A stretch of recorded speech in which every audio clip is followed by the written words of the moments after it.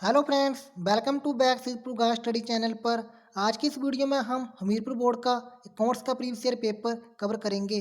हम ऑलरेडी पहली वीडियो में इसके कुछ क्वेश्चन कंप्लीट कर चुके हैं। तो ये क्लास एचपी जो अकाउंट्स पोस्ट कोड 886 के लिए इंपॉर्टेंट रहेगी। आपको पता होगा कि हमीरपुर बोर्ड की सभी परीक्षाओं में बहुत से क्वेश्चन रिपीट होते हैं। चैनल से पहली बार जुड़े हैं तो चैनल को ज़रूर सब्सक्राइब कर लीजिए ताकि इन फ्यूचर नए नए वीडियो की नोटिफिकेशन आप तक पहुंचती रहें। तो चलिए स्टार्ट करते हैं वीडियो को 104 क्वेश्चन से। कंपनी अधिनियम 2013 की किस धारा के तहत अगर एक प्राइवेट कंपनी को कन्वर्ट करना हो पब्लिक कंपनी में तो इसका सही आंसर होगा यानी सेक्शन 14। चलिए अगले क्वेश्चन पर 105 पर 3D model of leadership is propounded by यानी 3D मॉडल किसके द्वारा प्रतिपादित किया गया था। तो इसका सही आंसर होगा यानी William रीडन, option C.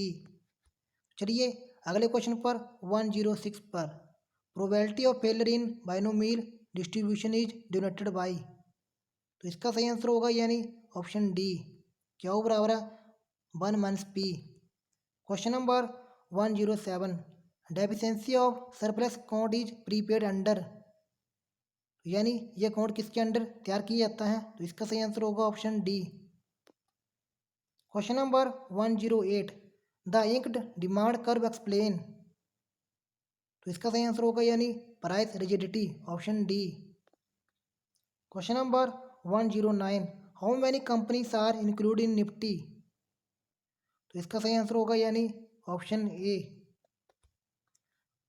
Question number next Sensex में उतार चढ़ाव के लिए निम्न में से कौन सा उत्तरदायी है।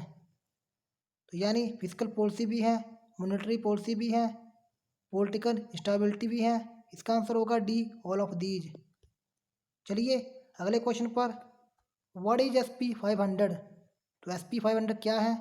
तो इसका सही आंसर होगा यानी एक stock change of USA, option C.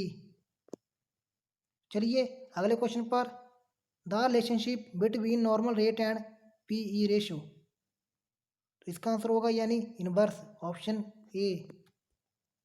चलिए अगले क्वेश्चन पर zero based budgeting was introduce in USA by. तो यानी किसके द्वारा। इसका सही आंसर होगा Jimmy quarter, option A. Question number next the schedule 8 of banking act include. इसका आंसर होगा यानी option D, all of these. Government security भी करता है, डिवेंचर भी और शेयर भी। चलिए अगले क्वेश्चन पर पेंशन इज टैक्सेबल अंडर यानी पेंशन के तहत कौन सा नियम लागू होता है। तो इसका सही आंसर होगा यानी अन्य स्रोतों से आय, option C, income from the other sources. चलिए अगले क्वेश्चन पर नाबालिग की आय को किसकी आय में जोड़ा जाता है। तो इसका सही आंसर होगा यानी जिसकी आय उच्च हो, ऑप्शन सी। चलिए अगले क्वेश्चन पर the institute of which estimate national income in India. Bharat में राष्ट्रीय आय का आकलन करने वाली संस्था कौन सी है। इसका सही आंसर होगा यानी central statistics office, option C. चलिए अगले क्वेश्चन पर टैक्स डिडक्टेड एट सोर्स। तो इसका सही आंसर होगा यानी treated as received, option C, प्राप्ति। चलिए अगले क्वेश्चन पर इसमें यह पूछा गया कि the rates of income tax are specified in यानी आयकर की दरें निर्धारित की जाती हैं। तो इसका सही आंसर होगा यानी फिनांस एक्ट, ऑप्शन सी। जो भी क्वेश्चन के आंसर करेंगे हमीरपुर बोर्ड की ऑफिशियल आंसर की के अकॉर्डिंग। चलिए अगले क्वेश्चन पर 120 पर the TDS certificate issued by an employer to his employee in case of salary income. तो इसका सही आंसर होगा यानी फॉर्म 16। चलिए अगले क्वेश्चन पर 121 पर आयकर अधिनियम की धारा 80 TTA के तहत बैंक ब्याज दर छूट। तो इसका सही आंसर होगा यानी 10,000, ऑप्शन ए। चलिए अगले क्वेश्चन पर 122 पर residential status is determined for. तो इसका सही आंसर होगा यानी previous year, option A. Question number 123 आयकर अधिनियम की किस धारा के तहत वार्षिक मूल्य ज्ञात किया जाता है, एनुअल वैल्यू। इसका सही आंसर होगा यानी सेक्शन 23, ऑप्शन बी।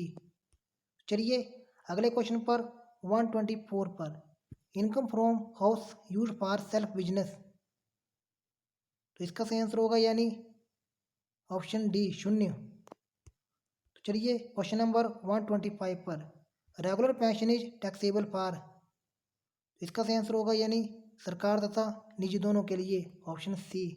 अगला क्वेश्चन यानी न्यूमेरिकल क्वेश्चन है 126, इसका इसका सही आंसर होगा यानी 200 इकाइयाँ, ऑप्शन बी। चलिए अगले क्वेश्चन पर 127 पर material turnover ratio helps in identifying, तो इसका आंसर होगा यानी all of these, option D.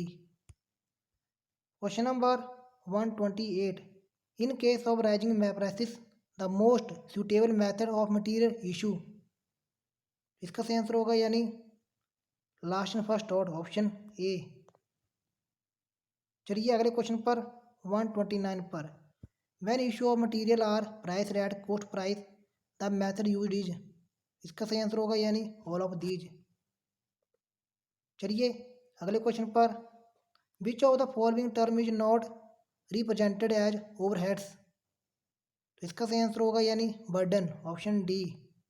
चलिए अगले क्वेश्चन पर 131 पर which of the following is not a service department, तो इसका सही आंसर होगा यानी स्टोर्स भी हैं, कंटीन भी हैं, पे रोल भी हैं, लेकिन असेंबली नहीं है, इसका आंसर होगा बी असेंबली।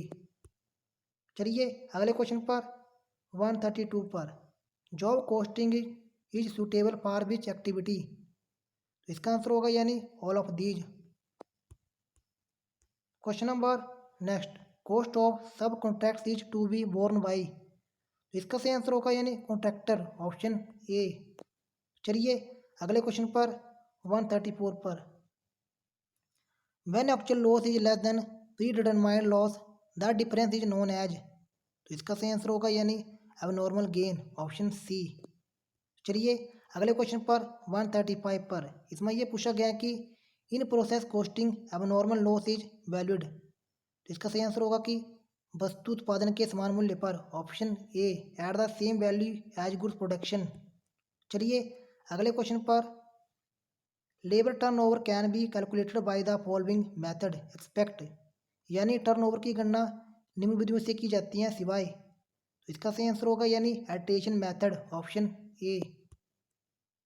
चलिए अगले क्वेश्चन पर the difference between time shown in time card and job card, तो इसका सही आंसर होगा यानी ऑप्शन बी आइडल टाइम। चलिए अगले क्वेश्चन पर the permanent termination of an employee from service, तो इसका सही आंसर होगा यानी शंटनी।